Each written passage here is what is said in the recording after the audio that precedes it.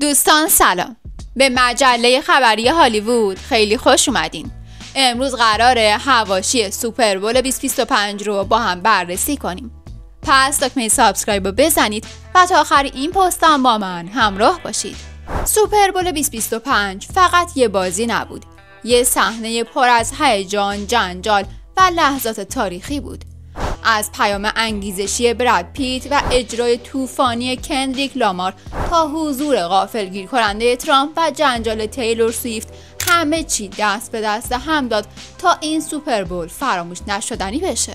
براد پیت توی یه ویدیو ویژه که قبل از شروع سوپربول 2025 پخش شد، از مردم آمریکا خواست که دست به دست هم بدیم و همدیگر رو حمایت کنیم. این ویدیو پیام محکم و پر انرژی داشت. وقتی که پیت با هیجان و صراحت گفت وقتی که هدف مشترک داریم میتونیم به اوج برسیم، دستاوردهای بزرگ بسازیم و پیشرفت کنیم. اینا رو با هم میسازیم، نه تنها. اون ادامه داد این قدرت جمعی ماست که در بهترین لحظات، همونطور که در سخت‌ترین روزها کنار هم میستیم، به کار میاد. اینجاست که امید میسازیم و میتونیم از پس هر چیزی بر بیاییم. اون در آخر با هیجان گفت امروز ما جشن میگیریم که چقدر لحظه های الان اهمیت داره. این کار رو باید با هم انجام بدیم. وقتشه که دست به دست هم بدیم. آمریکا، وقت سوپربوله. اما این تنها یک بخش از جذابیت های سوپربول 2025 بود. در نیمه وقت این بازی بزرگ، کندریک لامار با اجرای شگفت انگیزش تمام نگاه ها رو به سمت خودش جلب کرد. چیزی که کمتر کسی انتظارش رو داشت، حضور ناگهانی ساموئل ال جکسون به عنوان آنکل سام در ابتدای نمایش بود.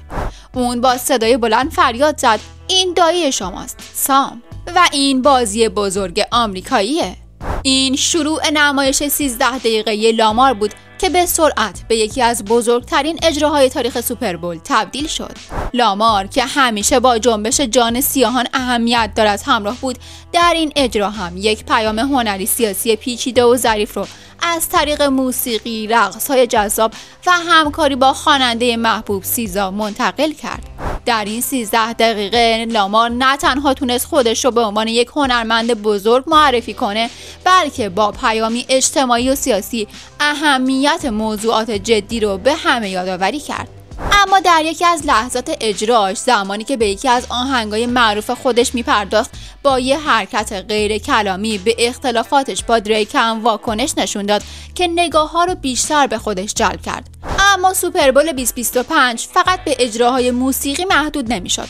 یکی از داغ‌ترین لحظات رو حضور تیلور سویفت و پارتنرش تراویس کلسه در جایگاه ویژه رقم زد. هواداران تیم فیلادلفیا در اقدامی که به شدت تو رسانه‌ها واکنش برانگیز بود، تیلور سویفت رو هو کردن.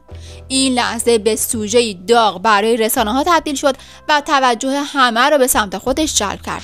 در همین حین حضور لیونل مسی و تیمش از بارسلونا در سوپربول 2025 هم جنجالی شد و به یکی از جذاب‌ترین لحظات این رویداد تبدیل شد. مسی و همتیمیاش در کنار سایر چهره‌های مشهور جهانی برای تماشای بازی اومده بودند و فضای استادیوم به شدت گرم شده بود. در نهایت یکی از مهمترین حضورها توی این دوره از سوپربول مربوط به دونالد ترامپ، رئیس جمهور آمریکا و دخترش ایوانکا ترامپ بود. این اولین بار در تاریخ سوپربول بود که یک رئیس جمهور ایالات متحده به صورت رسمی توی این رویداد شرکت می‌کرد. در اتفاقی جالب، دونالد ترامپ مجبور شد نمایش جذاب ساموئل ال جکسون که به عنوان آنکل سام در بین دو نیمه روی صحنه اومد رو تماشا کنه. این اتفاق در حالی افتاد که ترامپ از NFL خواسته بود که پیام پایان نژاد پرستی رو از روی زمین‌های استادیوم حذف کنن. اما نمایش لامار و پیامی که در پشت صحنه پخش میشد چیزی نبود که بشه نادیده گرفت. یک تضاد جالب در قلب یکی از بزرگترین رویدادهای ورزشی دنیا. ترامپ و ایوانکا در کنار سایر چهره‌های سیاسی و فرهنگی حضور داشتند و این حضور باعث شد که سوپربول 2025 علاوه بر یک رویداد ورزشی به محلی برای بحث‌های داغ سیاسی و اجتماعی هم تبدیل بشه. نظر شما درباره حواشی سوپربول 2025 چی بود؟ برامون کامنت کنید. در آخر مرسی که تا آخرین پستم همراه من بودین.